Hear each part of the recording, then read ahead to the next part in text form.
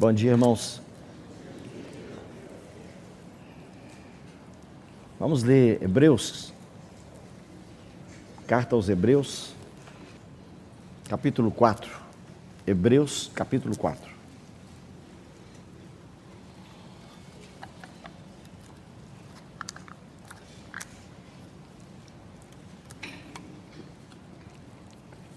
Versículo 14. Hebreus 4, 14.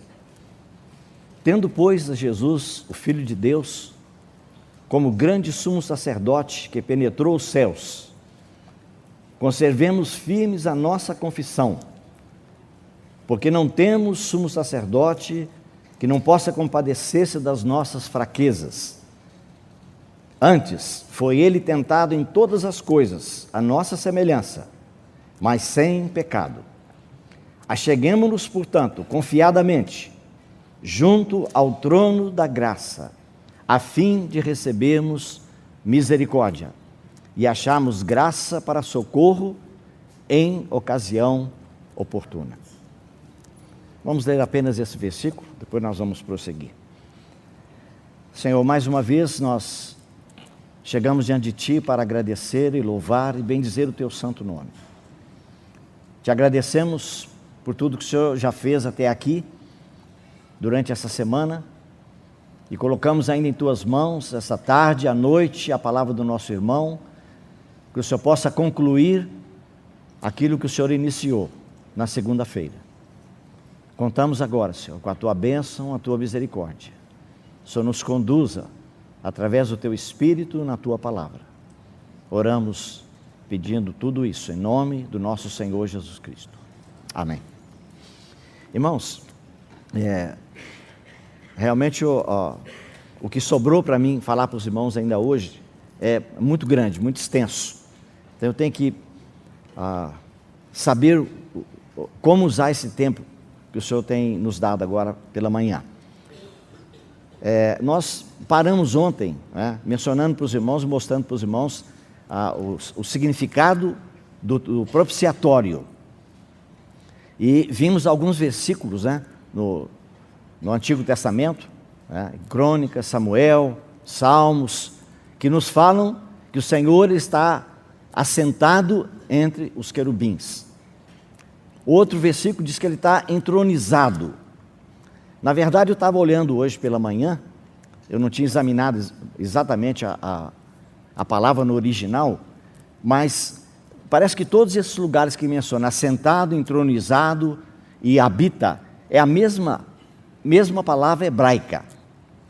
E, de acordo com o Strong, mas essa palavra é traduzida dessa maneira. Ele pode estar assentado, ele pode habitar. Todas essas traduções, elas são aceitas. E o propósito qual era de mostrar para os irmãos? O que eu tinha em vista?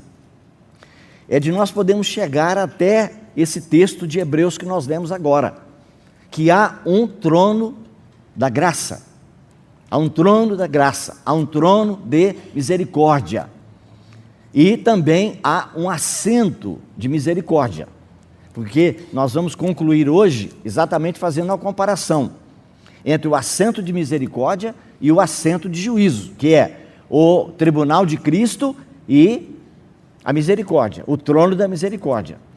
Nós vamos, no final, no tribunal de Cristo, naquele dia do acerto com o Senhor, quando teremos que prestar conta de tudo que fizemos, através do corpo, seja bem ou mal, nós vamos, aí a misericórdia vai ter o seu lugar de tremenda importância. Então, só para os irmãos terem uma ideia, a palavra hebraica, kezed, não sei se a pronúncia é correta, mais ou menos isso. E ela aparece com outras maneiras, outros vocábulos. Pode ser quem lá, pode ser caside, pode ser casade, pode ser canã. Irmão, eu contei só o que eu compilei. Só o que eu compilei, de acordo com a concordância do Young.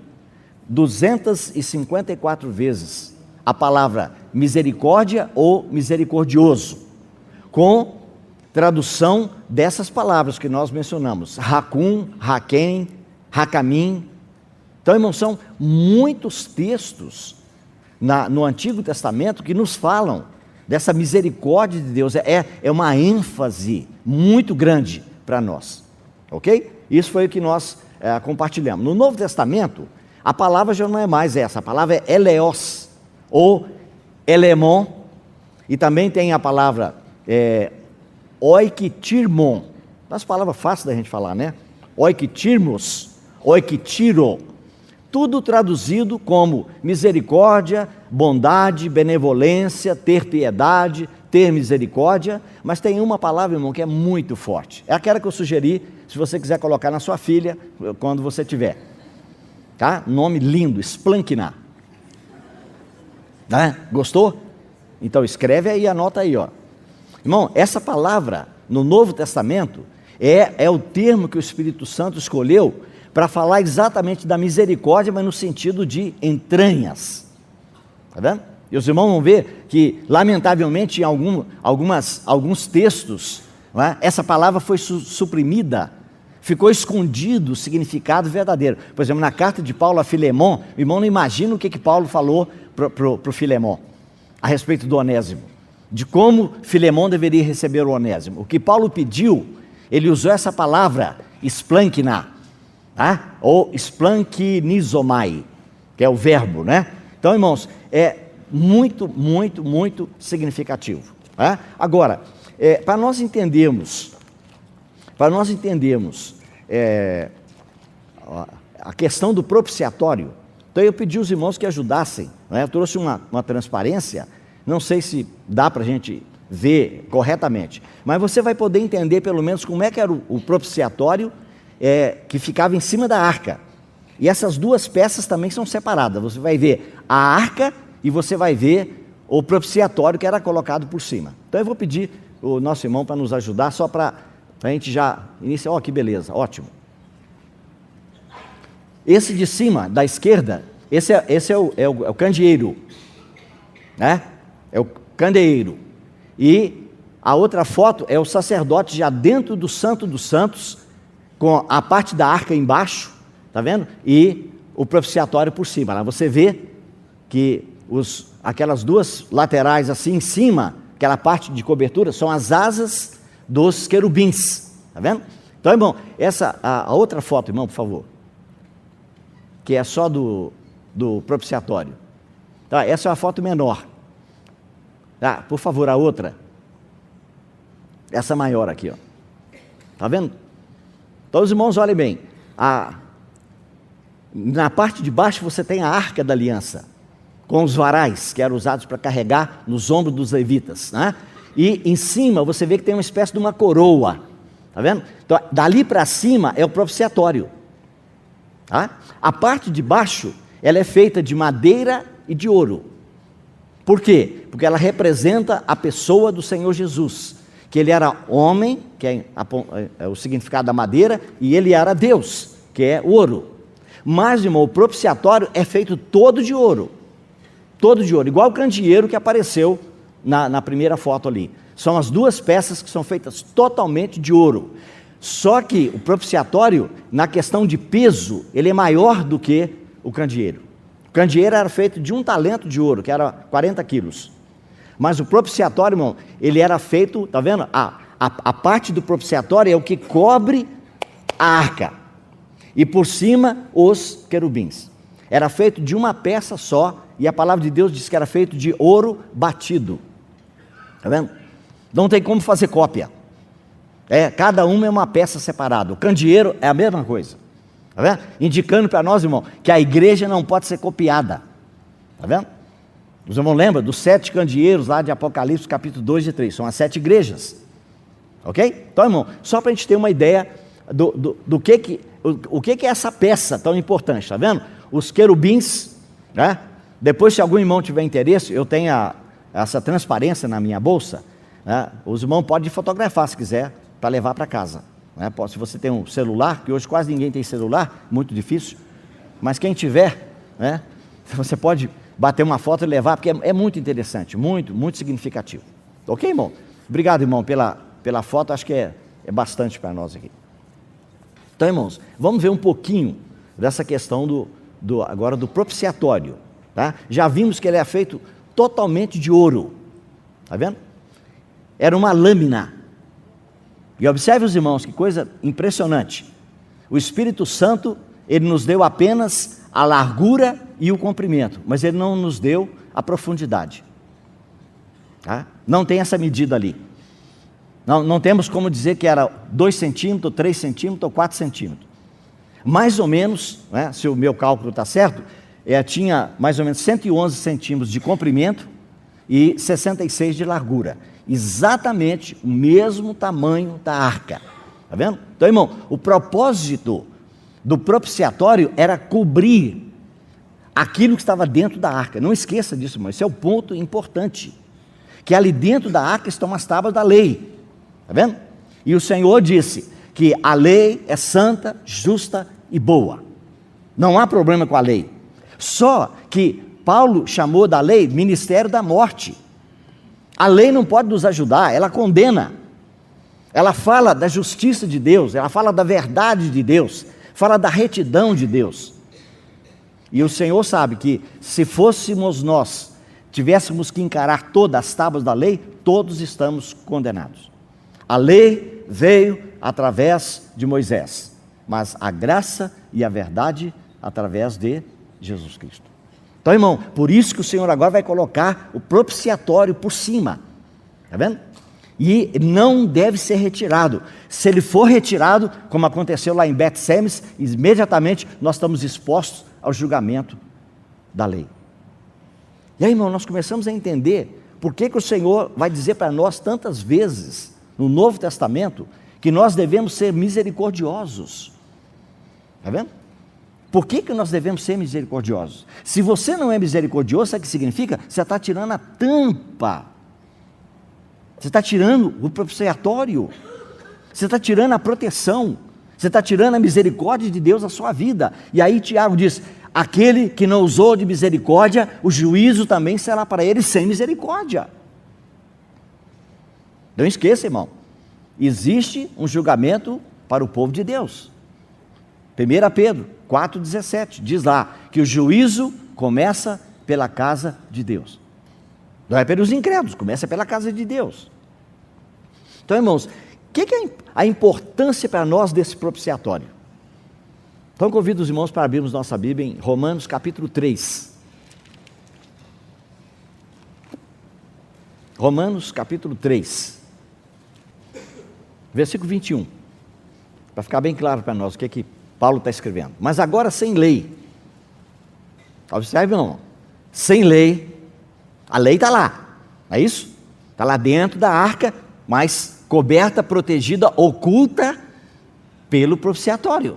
Ok? Agora se manifestou sem lei a justiça de Deus, testemunhada pela lei e pelos profetas.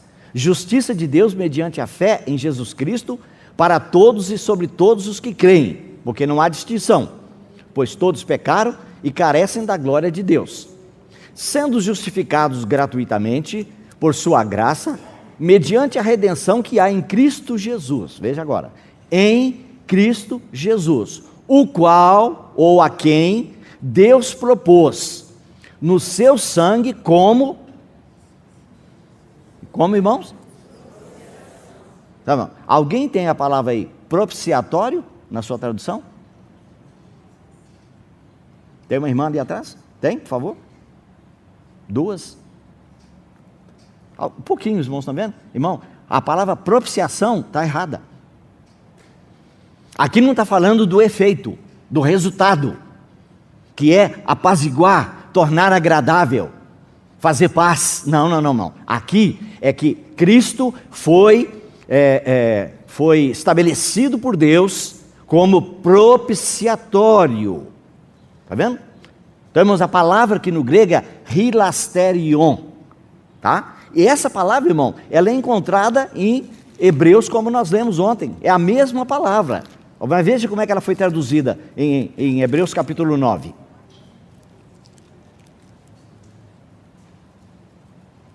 Hebreus 9, 5. Ele está falando no versículo 4 sobre a arca, não é? Onde ele diz a arca totalmente coberta de ouro, na qual estava uma urna de ouro contendo maná, o bordão de Arão que floresceu e as tábuas da aliança, as tábuas da lei. E sobre ela, sobre a arca, os querubins de glória que com sua sombra cobriam o quê? O propiciatório. Então, irmão, essa palavra que está aqui no grego, hilasterion, é a mesma que está em Romanos 3, 25. Então, irmão, preste bem atenção agora. Cristo foi estabelecido por Deus, pelo Pai, para nós como propiciatório. Está vendo, irmão? Então essa figura que você viu ali, esse vaso do tabernáculo, é exatamente a pessoa do Senhor Jesus. Ele é o nosso propiciatório, Ele é o nosso assento de misericórdia, Ele é o nosso trono da graça, como está em Hebreus capítulo 4 e versículo 16, está vendo? Então, irmão, essa é a importância para nós do propiciatório, está vendo? Mas na primeira carta de João, ele usou a palavra hilasmos, não é hilasterion. Então, lá ele está falando do resultado, daquilo que Cristo, como propiciatório, ele fez para nós. Então ele diz lá, Jesus Cristo, o justo, ele é a propiciação pelos nossos pecados, não somente pelos nossos, mas ainda pelos pecados de todo mundo. Nisto consiste o amor, não em que nós tenhamos amado a Deus, mas em que Ele nos amou e enviou seu Filho como propiciação pelos nossos pecados. Bom, está entendendo? Nossos pecados nos tornam inimigos, nos colocam em guerra. Mas agora o Senhor Jesus vem e através do sangue dele, como propiciatório, ele, o que ele faz? Ele faz a paz, ele apaga, ele satisfaz a ira de Deus contra o pecado, ele satisfaz a justiça de Deus. Então, irmãos, as duas palavras, Romanos 3, 25 e 1 João 2, 2 e 4, 10 é diferente, hilasmos e hilasterion, está vendo? Então, irmãos, por que Deus agora pode estar satisfeito? Ele pode ser propiciado, pode ser satisfeito, pode ser agradado, pode ser apaziguado, como eu disse para os irmãos, esse apaziguado aqui, irmão, é de acordo com a exigência dele da lei. Cristo nos resgatou da maldição da lei, Gálatas capítulo 3, muito bem, qual que era esse propósito do propiciatório? Como eu disse para os irmãos, já adiantei, lá no tabernáculo você não tem cadeira, não tinha cadeira para o sumo sacerdote, nem para os sacerdotes, mas agora, irmão, tem um assento, ali tem um assento de misericórdia, porque Deus foi satisfeito, Ele encontrou o descanso, Ele encontrou a paz, Ele ficou satisfeito com aquela obra que o seu Filho realizou, aquele sangue que era trazido lá do altar de bronze, do lado de fora, no ato exterior, era trazido para dentro do Santo dos Santos, e aquele sangue era espargido ali, aspergido, em cima do propiciatório, naquela parte de cima do propiciatório. E ali, como Deus, Ele se assenta entre os querubins, Ele está vendo aquele sangue e Ele está satisfeito. Irmãos, o assento de misericórdia, ou esse trono de misericórdia, ou propiciatório que nós estamos falando, está vendo? É como se fosse a figura do trono de Deus aqui na terra. Ontem eu disse para os irmãos que você encontra vários lugares, você pode pesquisar no Velho Testamento, que diz que a Arca da Aliança, irmãos, era o estrado dos pés do Senhor na terra. Está vendo? Quando essa arca, irmão, ela foi tirada do templo, e graças a Deus, o irmão sabe, não tem nada de arca que foi levada para a Etiópia, tem algum tempo aí apareceu uma pregadora dizendo que estava na Etiópia, não, irmão, está lá debaixo, está debaixo do templo, lá em Israel, entra no Instituto do Templo, já está até em espanhol agora, ou em inglês Temple Institute, ou então Instituto del Templo, e você vai ver lá os rabinos lá, aquelas pessoas, judeus ortodoxos, dizendo, nós sabemos aonde a arca está, ela foi escondida por Josias, o rei Josias, quando o profeta revelou para ele que a nação de Judá e Benjamim tinham que ser destruídos, levados para o cativeiro, então imediatamente o que ele fez? Ele protegeu esse vaso mais importante do tabernáculo, que fala da própria pessoa do Senhor Jesus. E então ele escondeu e ele diz, está escondido lá embaixo. Eu me lembro do irmão Christian, quando estava pregando para nós uns anos atrás, e falando sobre as grandes tendências mundiais, falando sobre a nação de Israel. Ele disse que os israelitas fizeram uma proposta para os árabes, que nunca foi feita antes. Não sei se é na época do Ariel Sharon, mas ele diz: olha, você pode ficar do templo para cima, você pode construir o que você quiser. Do monte, da superfície para baixo, é nosso. Por que ele falou isso? Porque ele sabe, irmão, que a arca da aliança está escondida lá. Está vendo? Os estudiosos dizem que Salomão, quando ele construiu o templo, ele construiu debaixo lá, naquele domo da rocha. Está vendo? E os irmãos lembram que quando o irmão Christian está pregando para nós e falando que no último estágio do Abraão foi em Jerusalém, é porque muito irmão não sabe, irmão, que o templo ele foi construído no Monte Moriá. Está vendo? Ele não usou a palavra Moriá, mas ele está falando do último altar do Abraão. O último altar do Abraão é o Monte Moriá, mas o Monte Moriá é em Jerusalém. Está vendo? É onde foi construído o templo de Salomão. Então tem aquele significado do pai que está oferecendo o filho. Então, irmãos, essa arca está escondida lá. Está vendo? Ela tem um significado tremendo. Mas, irmão, a partir daquele momento em que o povo de Israel é levado e o templo foi destruído, a cidade foi destruída de Jerusalém, irmão, a partir daquele momento, você pode examinar, a partir do livro de Daniel, você não encontra mais a expressão o Deus do céu e o Deus da terra. Não tem mais. Pode examinar para você ver. É perfeita. Cada lugar que você encontrar é o Deus do céu. Até o rei pagão, ele vai usar a expressão Deus do céu. Por quê? Ele diz: não tenho mais lugar onde colocar meu pé na terra. Está vendo? O estrado foi tirado, irmãos. É o estrado do pé dele. Está vendo? Irmão, quando hoje nós somos salvos, o que é que significa? É que Deus estabelece em nós a arca. Ele estabelece em nós o propiciatório. É o Senhor Jesus. Ele foi estabelecido por Deus como propiciatório. Está vendo? E é naquele lugar que ele diz: ali eu me encontro contigo, ali eu falo contigo, ali eu tenho comunhão contigo, ali eu te ensinarei tudo o que eu quero ensinar e ordenar para os filhos de Israel. Então esse é o significado, irmão, para nós. Então, quando Deus vê aquele sangue derramado em cima ali do propiciatório, para ele está satisfeito. Aquele sangue é o sangue do Cordeiro. Irmão, durante 2000 anos, Deus treinou a nação de Israel. Para quê? Para que naquele dia, quando viesse o Cordeiro de Deus, e ele fosse apontado como foi para João Batista, dizendo: eis o Cordeiro de Deus, que tira o pecado do mundo. Que a nação de Israel poderia entender. Eles não entenderam, lamentavelmente, né? Rejeitaram o Salvador, rejeitaram o seu Messias, mas foram ensinados, irmão, durante 2000 anos. Está vendo? Tenho que correr um pouquinho, irmão, senão eu não vou chegar no ponto que eu preciso. Irmãos, realmente tem um ponto muito interessante a respeito da pessoa do Senhor Jesus, que é a morte dele não foi apenas em favor dos pecadores, não, irmão. Esse é um lado da verdade.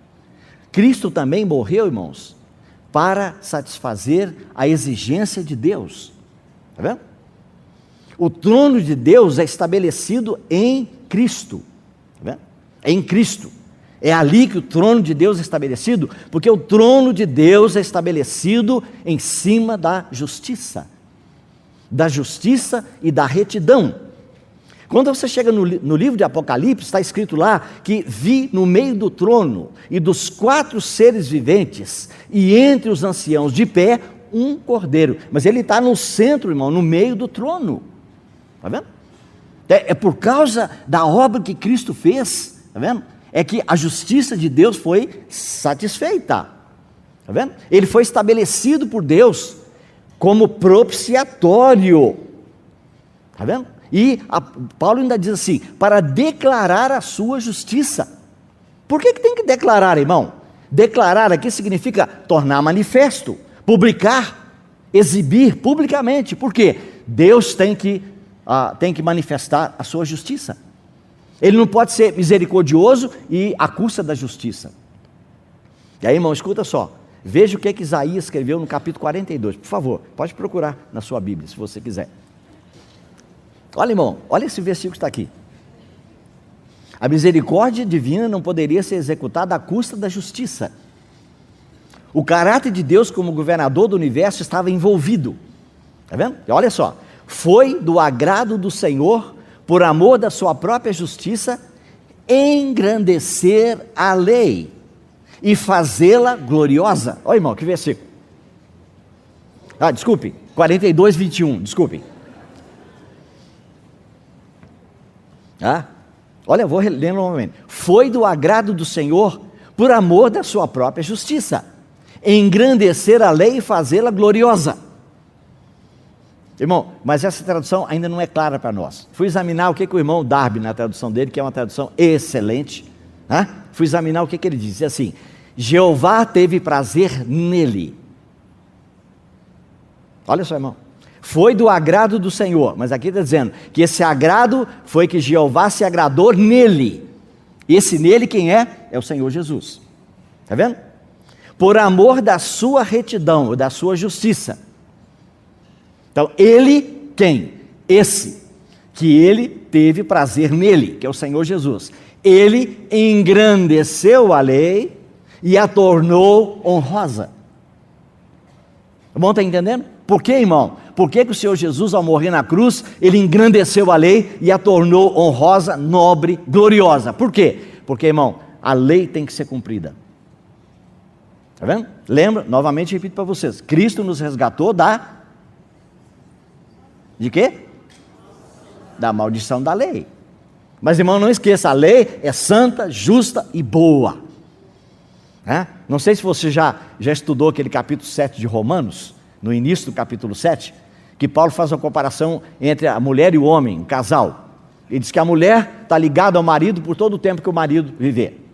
Mas se o marido morrer, ela está livre da lei do marido. O que Paulo diz assim? Ele diz que se o marido morrer, mas bom, o problema ali, está fazendo uma comparação, sabe o quê? É que nós cristãos, nós não temos que ser só libertados da culpa do pecado, nem do domínio do pecado. Está vendo, irmão? Nem do domínio do ego. Irmão, nós temos que ser libertados da lei. É o que ele está falando lá. Então ele diz que o marido, se ele morrer, a mulher está livre. A mulher somos nós. O marido ali, irmão, é a lei. Mas a lei nunca morre, porque ela é santa, justa e boa. Está vendo? Então, irmãos, nós temos que entender isso. É que o Senhor nos libertou da lei. Está vendo? Não quer dizer que nós não temos que guardar a lei, não é isso. Ela é muito mais severa, como está lá em Sermão do Monte, Mateus 5.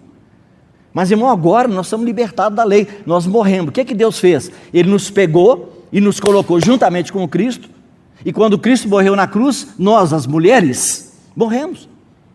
Ou a mulher, que está escrito lá no capítulo 7. E aí agora, nós levantamos e estamos andando pela rua de braço dado com o novo marido, que é Cristo. Aí vem o outro marido lá dizendo: o que você está fazendo com esse camarada aí? É meu marido. Seu marido? Você é minha mulher. Você casou, foi comigo. Não, eu era casada com você. Não, mas você é minha mulher. Não. Você tinha direito sobre mim como marido enquanto eu vivesse, mas eu morri. Eu morri juntamente com esse aqui. Vamos entender? Leia novamente, irmão, Romanos capítulo 7, é maravilhoso. Irmão, tem cristão que caminha a vida inteira e não é libertado da lei. Está vendo? Toda vez que faz uma coisinha errada, ele vai lá diante de Deus e diz: Senhor, como é que eu pude fazer isso? Senhor, o Senhor diz: mas você não pode fazer outra coisa, não sei isso. Você acha que você pode fazer alguma coisa diferente? Agora presta atenção, irmão. Não estou falando o nosso eu total. Eu estou falando lá em Romanos 7, que continua o que nós estamos falando aqui. O bem que eu quero, esse bem eu não faço. Irmão, quem é que quer o bem? É o velho homem ou o novo? Oi? Tá. Poxa vida. Agora funcionou bem. Então, irmão, quem quer? Se você falar que é o velho homem que quer o bem, irmão, é estranho.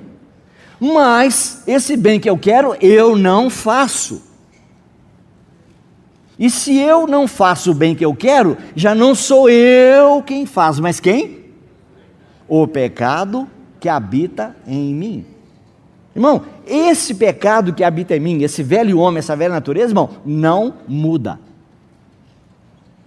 Está vendo? Então, toda vez que nós cometemos alguma coisa errada, nós achamos que é o novo homem. Não, irmão, o que é nascido de Deus não peca.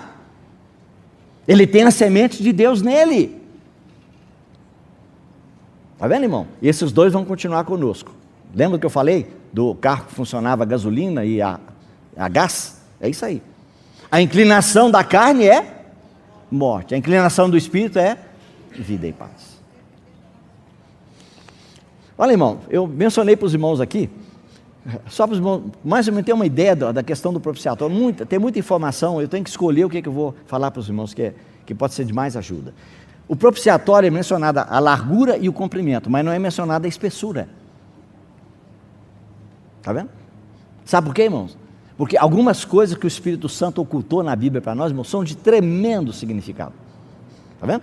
Aí quando nós lemos num Salmo, ele diz assim: pois quanto o céu se alteia acima da terra, assim é grande a sua misericórdia para com os que o temem. O irmão entendeu agora? Assim como o céu se alteia da terra. Então agora, irmão, não é comprimento nem largura, é de baixo para cima, é vertical. Está vendo, irmão? Essa, irmão, é a espessura do propiciatório. Está vendo? Ele diz: quanto o céu se alteia acima da terra, assim é grande a sua misericórdia para com os que o temem. A largura da arca e o comprimento é o mesmo propiciatório, irmão. A misericórdia de Deus não é maior do que a justiça. Não. A misericórdia está em cima da justiça de Deus. Cristo cumpriu a lei. Tudo que a lei exigiu, Ele cumpriu. Ele foi fiel em tudo. Está vendo?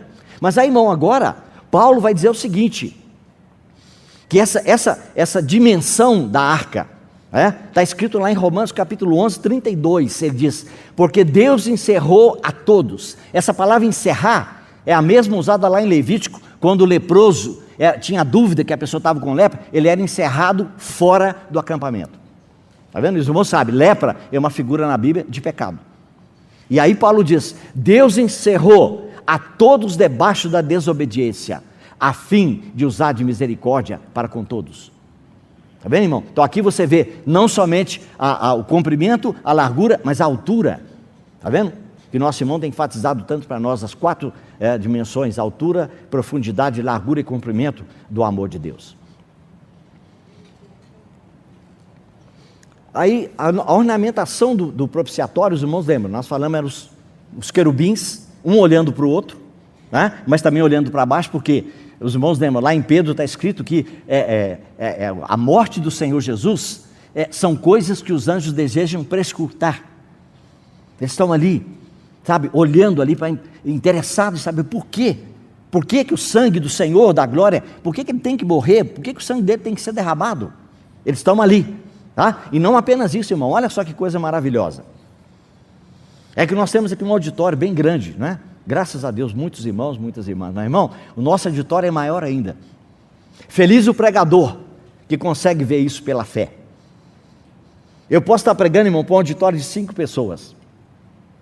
Como aquele irmão que ajudava um grupo de irmãos na beira da praia. Tinha uma reuniãozinha bem pequena. E um domingo ele passou, depois do almoço lá, de 1 hora até 4 horas da tarde, né, dentro do quarto dele lá, fechado. A esposa dele não era muito espiritual. E aí quando ele saiu lá de dentro, ela perguntou: o que você estava fazendo no quarto esse tempo todo?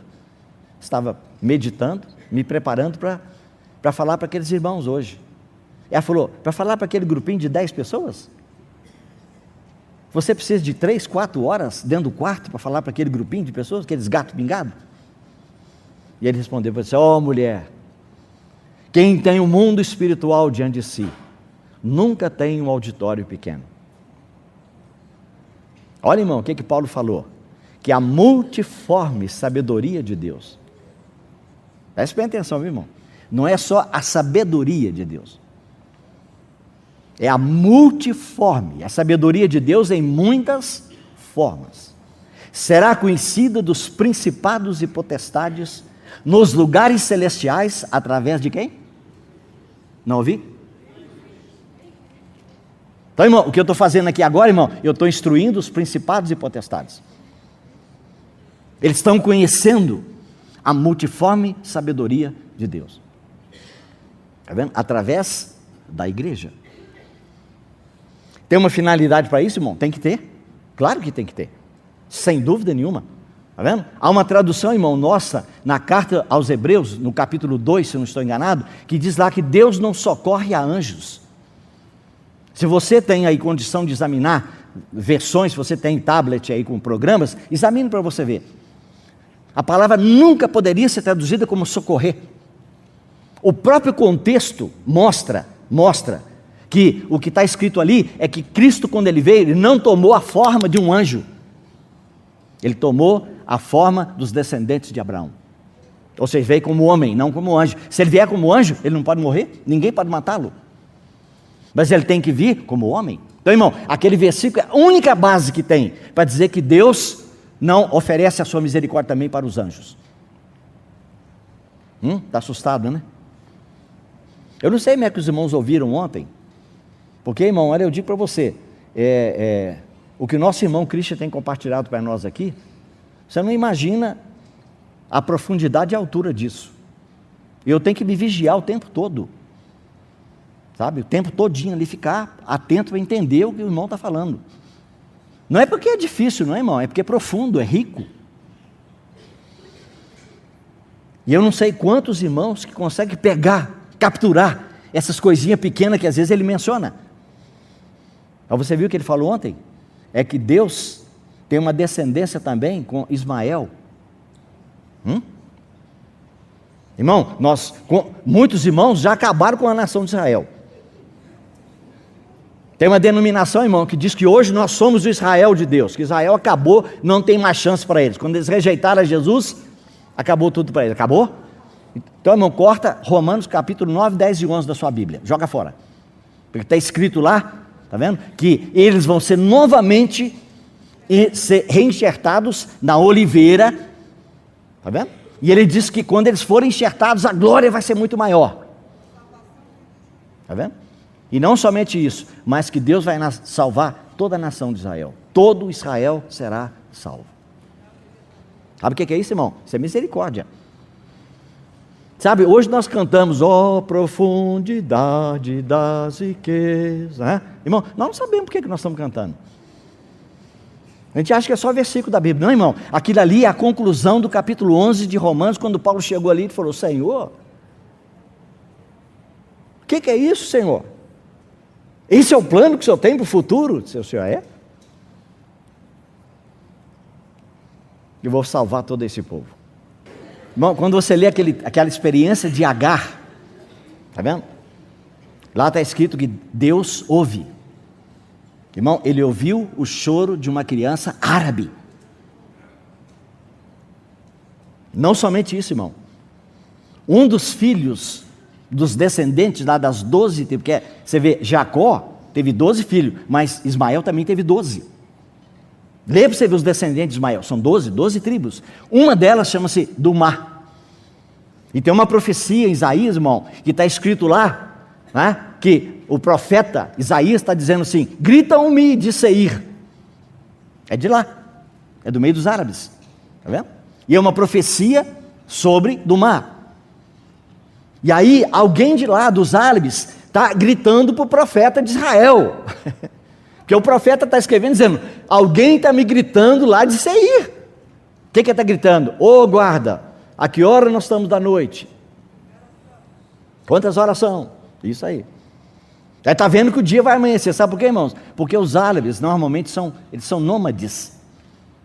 Lembra do irmão falar durante o dia um calor escaldante, durante a noite muito frio. Está vendo? Eles se tornaram adoradores, muitos se tornaram adoradores da lua. Por quê? Porque eles só viajam, caminham durante a noite. Mas agora, irmão, de alguma forma, nós estamos caminhando para uma época em que eles vão começar a notar que o dia está amanhecendo, que o sol vai chegar. E aí eles vão perguntar a quem? Eles vão pedir ajuda de um profeta de Israel, dizendo, a que hora nós estamos da noite? Aí o profeta vai dizer, olha, está amanhecendo o dia, mas só que vem amanhã, vem o dia e vem a noite. Ué, irmão, mas está amanhecendo o dia, vem amanhã, vem o dia e a noite como? Porque para alguns será dia, para outros será noite. Então, irmão, há alguma coisa, irmão, que Deus ainda vai fazer. Sabe por quê, irmãos? O plano de Deus, irmãos, para a salvação não é só para a igreja. Está vendo? Irmão, nós às vezes ficamos desequilibrados. E é por isso que Romanos 11, Paulo diz assim, que a misericórdia de Deus chegou até nós gentios. E nós vamos ser mantidos na oliveira, que é a árvore da bênção para a humanidade. Essa árvore da bênção ali, irmão, é Abraão. Em ti serão benditas todos o quê? Está vendo, irmão? Uns falam nações, irmão, mas está escrito que também que é cada família. Todas as famílias da terra serão abençoadas. Mas Paulo diz assim, se você permanecer na bondade de Deus, se nós, como cristãos, não permanecermos, nós também seremos arrancados. Vamos perder esse privilégio. Irmão, eu creio que isso está acontecendo patentemente, claro, hoje, nos nossos dias. O fracasso, a apostasia, a mistura, a confusão no meio do povo de Deus. Sabe por quê, irmão? Porque nós achamos que nós somos escolhidos de Deus. A igreja é escolhida de Deus. Irmão, mas a palavra de Deus diz que Deus tem um plano para Israel, para toda a nação de Israel. E você acha que vai parar? Não. Atos capítulo 15 diz que o Senhor está tirando hoje um povo para o seu nome. E quando isso acontecer, quando o corpo de Cristo for formado, de acordo com Romanos capítulo 11, quando a plenitude dos gentios tiver entrado para fazer parte do corpo, ele diz, ele vai se voltar e vai levantar o tabernáculo de Davi que está caído. O que é o tabernáculo de Davi que está caído? A nação de Israel. Está vendo? Tem irmão que não chega nesse ponto, mas, meu irmão, bem-aventurado aquele que chega e vê que Deus ainda tem uma obra para ser feita na nação de Israel. Mas, irmão, parou? Ele disse, não. Ele diz, quando Deus levantar a igreja e levantar Israel, ele diz, para que os demais homens busquem ao Senhor, a saber, os gentios, sobre os quais o meu nome tem sido invocado. Irmão, os seminários hoje no Brasil e no mundo inteiro ensinam o quê? Que quando aconteceu o arrebatamento da igreja, acabou a era da graça. O Espírito Santo será tirado da terra. Quando você chega no final do Apocalipse, diz lá que tem irmãos que perderam o pescoço. Foram decapitados por causa do testemunho de Jesus, por causa da palavra de Deus, porque não receberam o sinal da besta. Ah, irmão, isso aí a igreja foi arrebatada.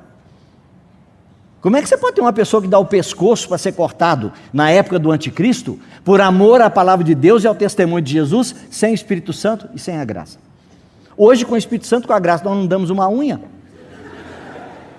Você falar que tem que arrancar uma unha, a gente sai correndo. Eles cortaram o pescoço.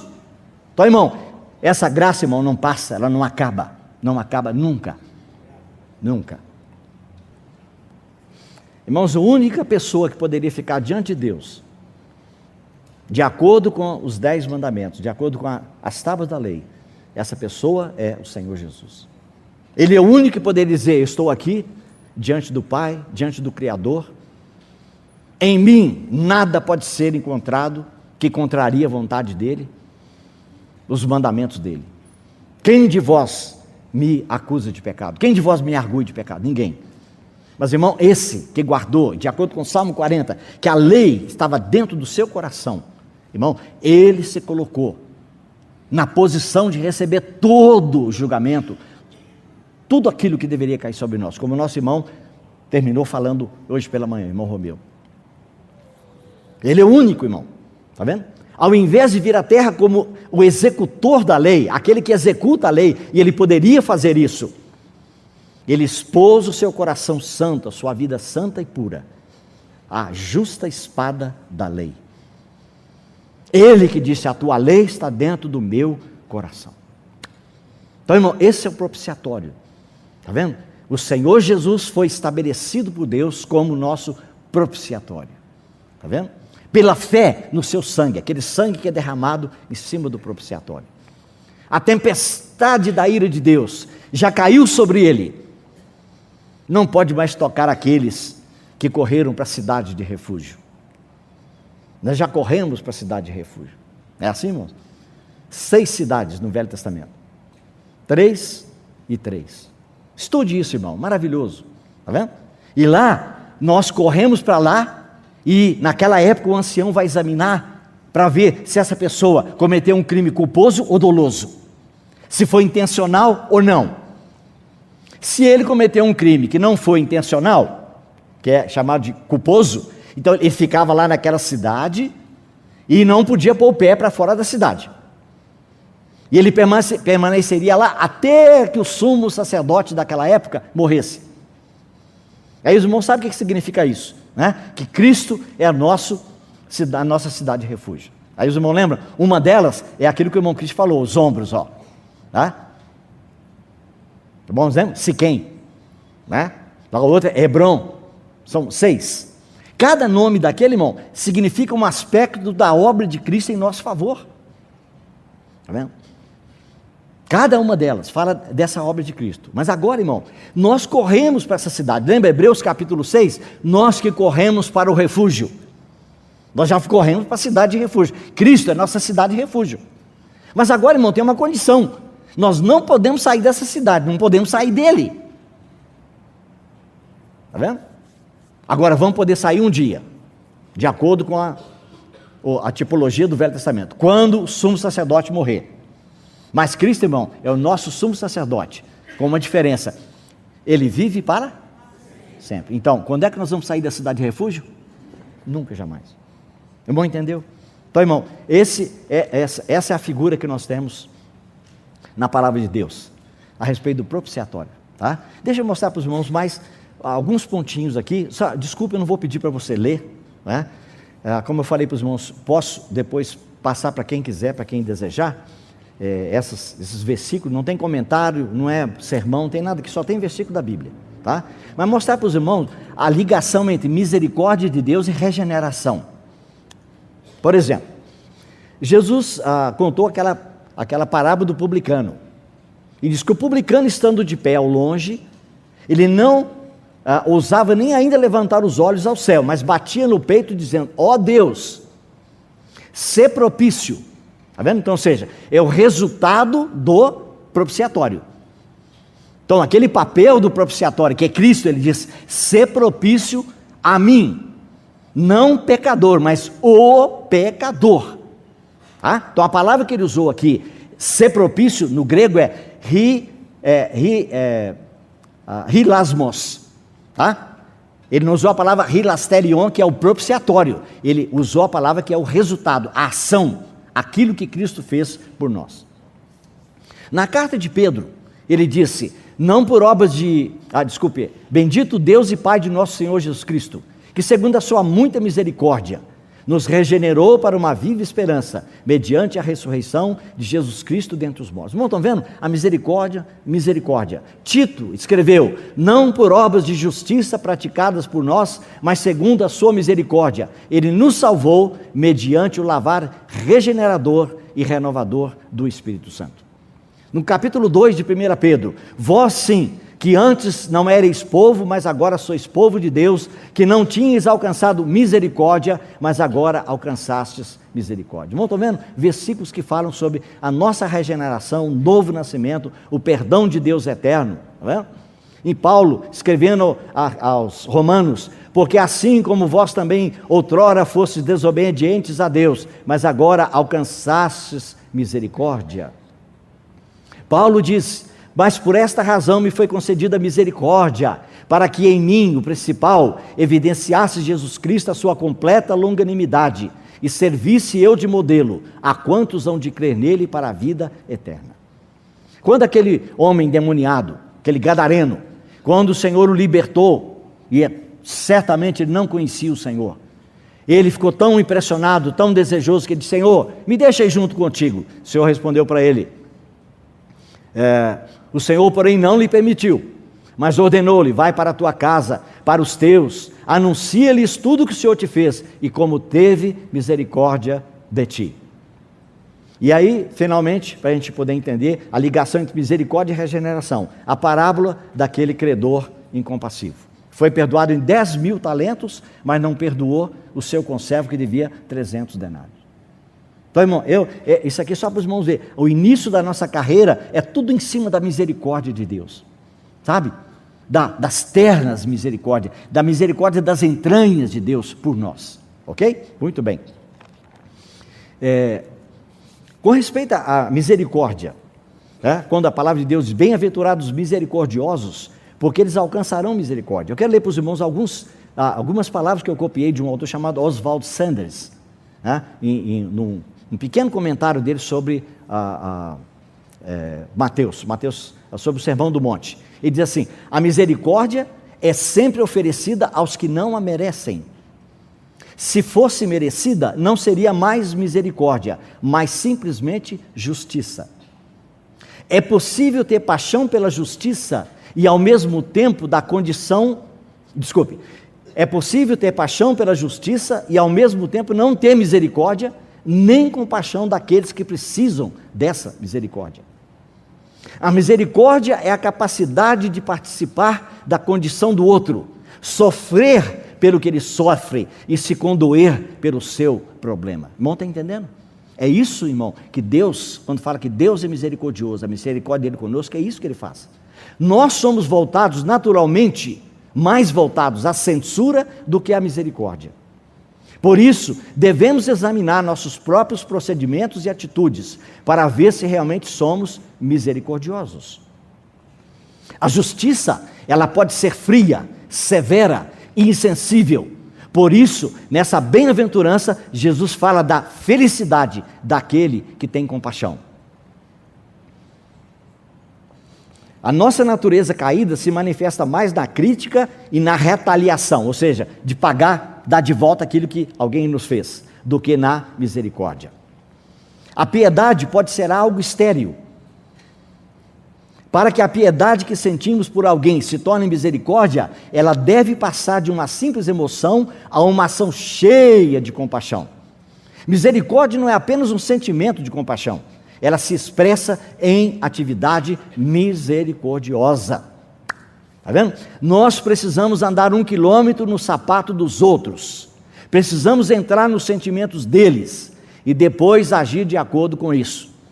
Aliás, sugiro para você, se você quiser entrar no YouTube, né, procure lá uma canção evangélica, foi gravada por Elvis Presley, chama-se Walk a Mile in My Shoes, ande uma milha no meu sapato.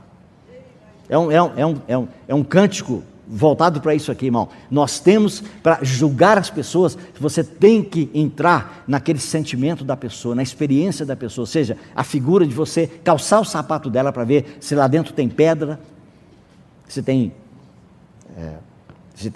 pedra ou prego.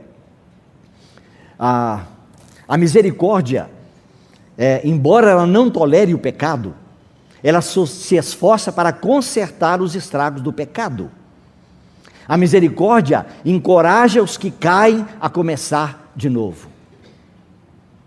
Por exemplo, irmão, você já viu alguma vez um irmão ou uma irmã que está lidando com uma pessoa que caiu em pecado? E às vezes um pecado grave, pecado sério. Você já viu alguma vez um filho de Deus que está lidando com uma pessoa que está numa situação dessa de miséria? Como eu disse para os irmãos, a palavra misericórdia é miséria mais coração, ou um coração que se condói pela miséria. Você já viu algum irmão, algum cristão, que chegou perto do irmão ou da irmã e disse: olha, irmão, você cometeu um pecado muito grave, você feriu o coração do Senhor, seu pecado é muito grave, mas como nós somos irmãos, como nós somos membros do mesmo corpo, nós somos membros uns dos outros, irmão, eu quero ajoelhar, eu quero dizer para o Senhor: Senhor, o pecado do meu irmão é o meu pecado, não foi ele que pecou, nós pecamos. Irmão, alguém na Bíblia, você lembra que fez isso? Alguém já falou? Quem? Daniel. Está vendo? Esdras também falou, mas Daniel, irmão, você lê a oração do Daniel, capítulo 9, é impressionante. Nós pecamos, mas como, irmão? Ele era um jovenzinho, ele não tem culpa de nada daquilo. Sabe o que é isso, irmão? No livro de Levítico, quando Moisés chegou, depois que os filhos de Arão foram fulminados e morreram, quando Moisés chegou e perguntou: Arão, cadê a oferta pelo pecado? Aí o Arão disse: eu queimei.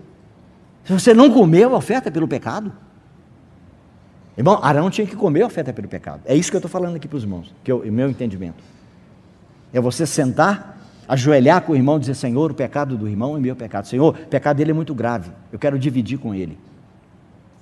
É por isso, irmão, que Paulo, em Gálatas capítulo 6, diz assim: se algum irmão foi apanhado numa falta, vós quem? Vós quem? Não lembro? Vós que sois espirituais, encaminhai o tal com espírito de mansidão. para que também você não seja tentado. Está vendo, irmão? Então, irmão, isso é misericórdia. Receber misericórdia, irmão, e reter a misericórdia, de acordo com Mateus 18 na parábola, é perigoso.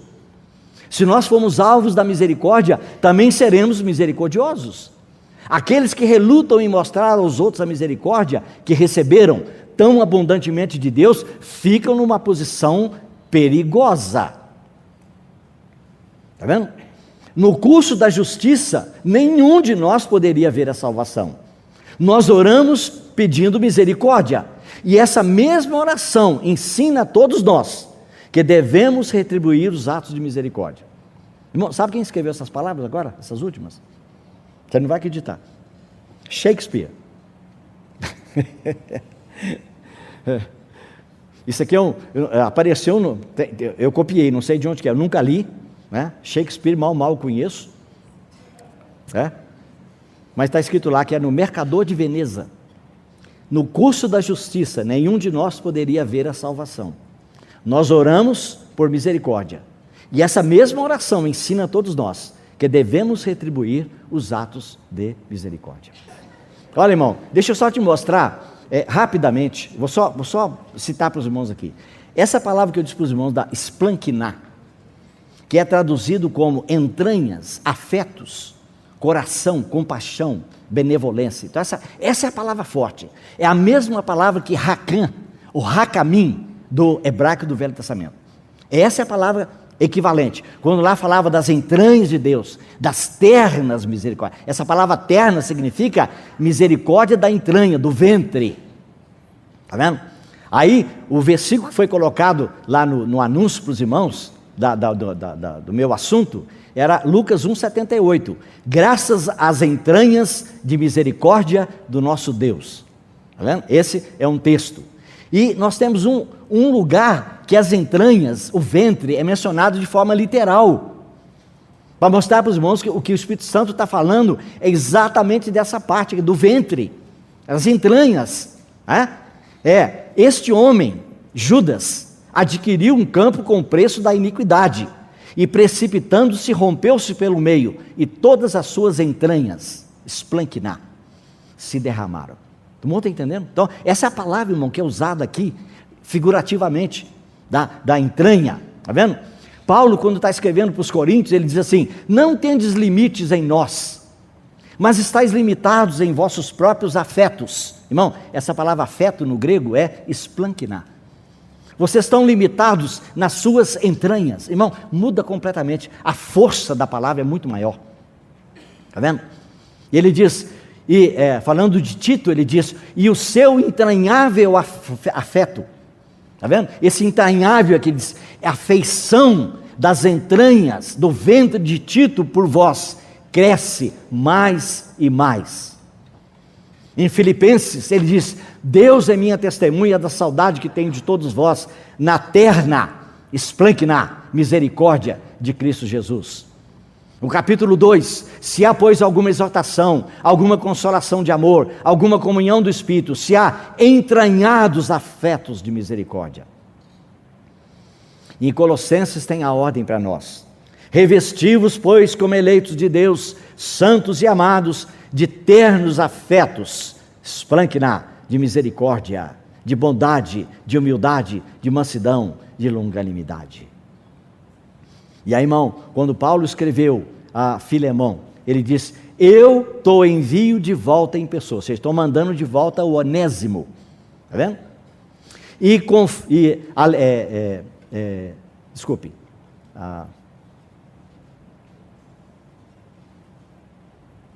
assim, versículo 7 diz assim, do Filemão: pois, irmão, tive grande alegria e conforto no teu amor, porquanto o coração dos santos tem sido reanimado por teu intermédio. Irmão, a palavra coração aqui é splanquiná, está vendo? É as entranhas, o ventre, lá dentro, lá no íntimo dos irmãos, tem sido reanimado pelo teu intermédio, pelo Filemão. E ele diz: eu te envio de volta o Onésimo, em pessoa. Quero dizer, o meu próprio coração. Essa palavra coração também é o ventre. Ele disse: o qual mando de volta a ti ele, isto é, as minhas entranhas.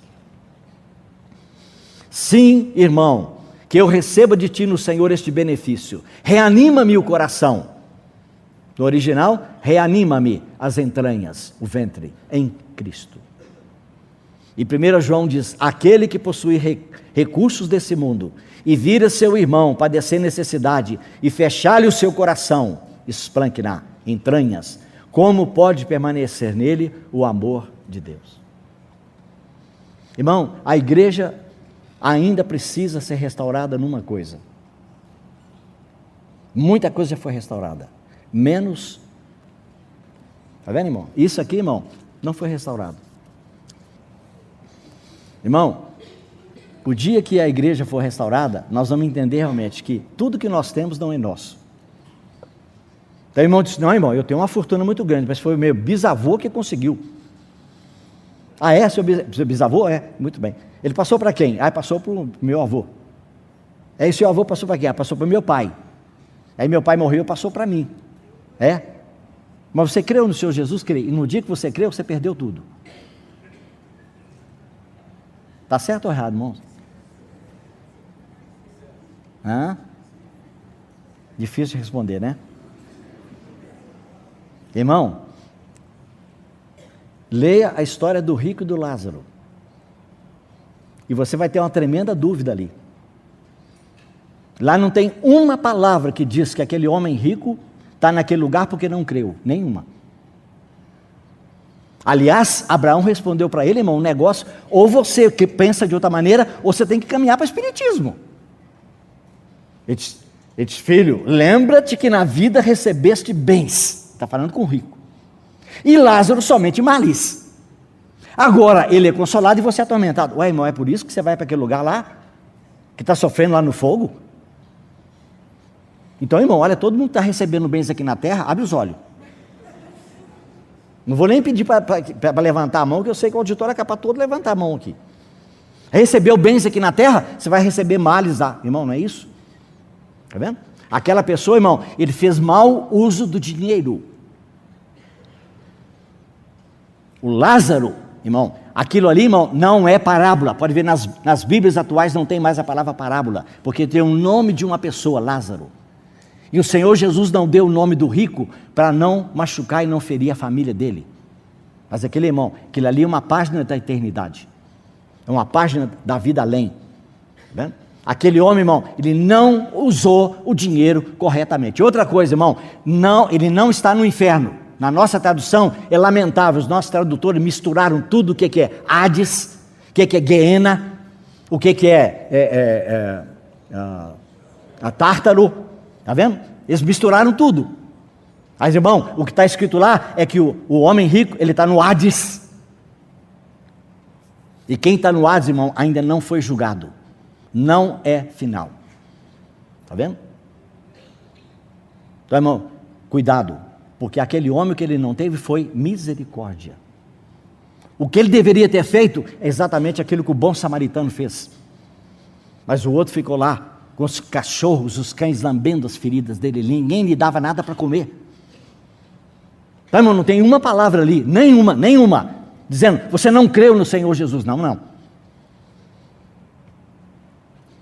Ah, Senhor.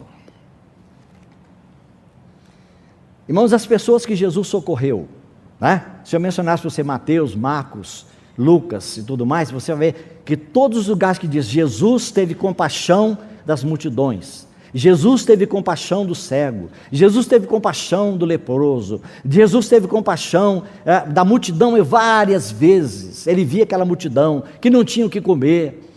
Quando ele viu aquela mulher saindo, levando o filho para o cemitério, filho da viúva de Naim, a palavra de Deus diz que as entranhas do Senhor se comoveram. E ele mandou parar. Ele disse: não chores, mulher. E mandou que o menino se levantasse. Irmão, tudo voltado para essa misericórdia. Está vendo? E finalmente, irmão, quando nós lemos a parábola do filho pródigo, está escrito lá que quando ele está voltando para casa, levantando-me, irei ter com meu pai, lhe direi: pai, pequei contra o céu e diante de ti, já não sou digno de ser chamado teu filho, trata-me como um dos teus empregados. Levantando-se, foi para seu pai. Vinha ele ainda ao longe, quando seu pai o avistou, e compadecido dele. Que palavra nós temos aqui, irmãos? Splanchna. Está vendo? Quando o pai viu aquele jovem todo arrebentado, aquela figura assim, física, humana, mas mostrando o que o pecado faz. Quando aquele pai viu ao longe aquele filho, as entranhas dele se comoveram. E ele correndo, o abraçou e beijou. De acordo com o meu entendimento, ele beijou o pescoço. Está vendo? Na nossa tradução dá a entender que ele abraçou no pescoço e o beijou no rosto. Não, ele abraçou e beijou o pescoço dele, porque aquele jovem era pescoço duro. E Deus amolece os pescoços duros que não querem obedecer, não é com chicote, é com beijo. É que nós vamos ser chamados agora para ver por que a importância de nós sermos pessoas que praticam a misericórdia. Primeiro, recebemos misericórdia, devemos dar misericórdia. Bem-aventurados os misericordiosos, porque eles alcançarão misericórdia.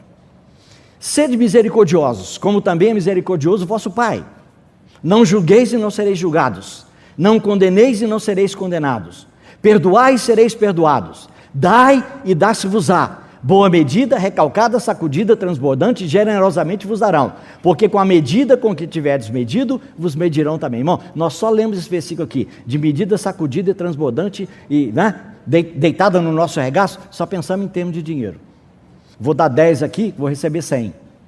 Mas, irmão, o contexto aqui é ser misericordioso, como é misericordioso o nosso Pai. Esse é o contexto. Está vendo? É Lucas 6, verso 36 e 38, é uma sequência. Está vendo? Em Marcos capítulo 11, o Senhor Jesus disse: e quando estiverdes orando, se tiverdes alguma coisa contra alguém, perdoai. Está vendo? No momento que a gente está orando, irmão, o Espírito Santo vai dizer: você está orando pedindo misericórdia de Deus, e você com o seu semelhante, para que o vosso Pai Celestial vos perdoe as vossas ofensas. Irmão, olha a oração que Paulo fez em 2 Timóteo capítulo 1. Ele diz: conceda ao Senhor misericórdia à casa de Onesíforo, porque muitas vezes me deu ânimo e nunca se envergonhou das minhas algemas. Antes, tendo ele chegado a Roma, me procurou diligentemente até me encontrar. O Senhor lhe conceda naquele dia, tribunal de Cristo, achar misericórdia da parte do Senhor. E tu sabes melhor do que eu quantos serviços me prestou ele em Éfeso. Irmão, quem pratica misericórdia, a misericórdia triunfa sobre o juízo. Tiago capítulo 2. Irmãos, quantas vezes encontramos irmãos que estão em dúvida, são inconstantes. O que Judas falou? Compadecei-vos de alguns que estão na dúvida. Está vendo? Esse compadecei-vos aqui é tende misericórdia. Está vendo? E ele diz: salvai os arrebatando-os do fogo. Aí encontramos com irmãos que são carnais. Ô irmão, você não sabe que tristeza que é. Eu tenho experimentado isso várias vezes. Porque alguns irmãos podem ver alguma fraqueza na minha vida. E ele passa por mim, ele vira o rosto para o lado. E quando cumprimenta, ele cumprimenta obrigado, ele tem que cumprimentar por uma questão de não dar aparência para os outros. Irmão, que tristeza isso, que lamentável. Jesus, quando chegou perto daquele leproso, ele disse: Senhor, se quiseres pode limpar-me. O Senhor podia falar com ele: fica limpo, mas não, a palavra de Deus diz: Jesus o tocou. Está vendo? Jesus não tem medo de lepra, irmão. Deus não tem medo de lepra. Você pode entender no Velho Testamento, que o Espírito Santo registrou que Deus é o Deus de Jacó mais do que o Deus de Israel? Você acredita nisso? Pega a concordância para você ver. A proporção é como se fosse 10 vezes o Deus de Israel, 20 vezes o Deus de Jacó. Mas sabe o que ele está querendo dizer? Deus é o Deus do enganador. Irmão, Deus associar o nome dele com enganador? Deus de Daniel, Deus de Abraão, Deus de Isaac, Deus de Isaías, Deus de Paulo, tudo bem, irmão, mas Deus de Jacó? Mais do que Deus de Israel? Irmão, nós devemos ter esse coração de misericórdia, sabe? De socorrer. Não quer dizer, irmão, passar a mão na cabeça do irmão que está em pecado e desobediência, isso não. mas é passar para ele aquilo que você recebeu. Aos carnais mostra misericórdia, porque importa que todos nós compareçamos perante o tribunal de Cristo, para que cada um receba o bem ou o mal que tiver feito por meio do corpo.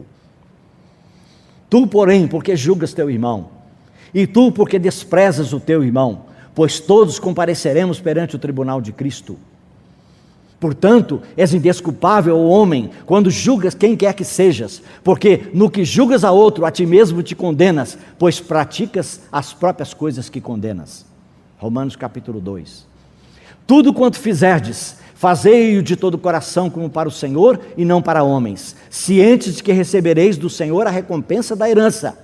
A Cristo Senhor é que estáis servindo, pois aquele que faz injustiça receberá em troco a injustiça feita. E nisto não há acepção de pessoas. Não há crente nem incrédulo. Deus vai julgar todos, sem acepção.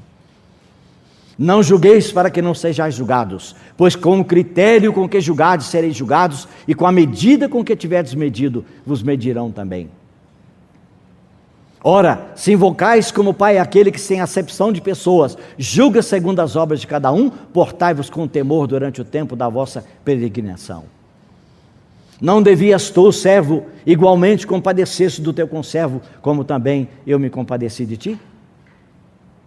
Porque o juízo é sem misericórdia para com aquele que não usou de misericórdia. Irmão,